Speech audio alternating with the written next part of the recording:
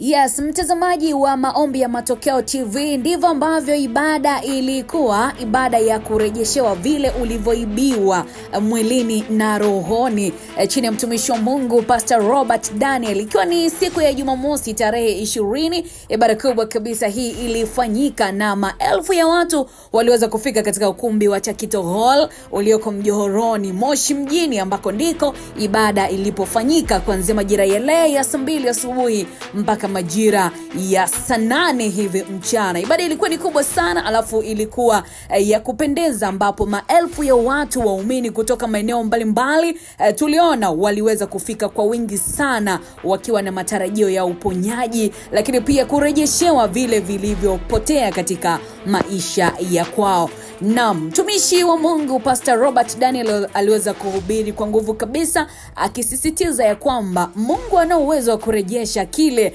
kilichoibiwa, iwe ni afya, iwe ni mafanikio, iwe ni amani ya moyo, lakini vile vile hata nafasi ambazo uliweza kupoteza nzuri maishani mwako. Hivyo watu waliondoka na kuelekea majumbani mwao mara tu baada ya maombi ambayo yalifanyika pale, na ibada kubwa kabisa, wengi wakiweza kuondoka na ushuhuda wa kudumu kwenye maisha ya kwao, namna ambavyo Mungu ameweza kurejesha tena matumaini mapya, wakiamini tayari msimu wa kurejeshewa umeanza rasmi katika maisha yao kupitia tu ibada ambayo waliweza kufika, ibada ya kurejeshewa vile vilivyopotea. Neno la Mungu katika kitabu cha Joel 2:25 mpaka 26 likiwa ni msingi mkuu wa kongamano hilo. Uwe na wakati mwema, ndivyo ambavyo mambo yalikuwa, na Mungu aendelee kukubariki. Usiache kusubscribe, kushare, kulike pamoja na kucomment.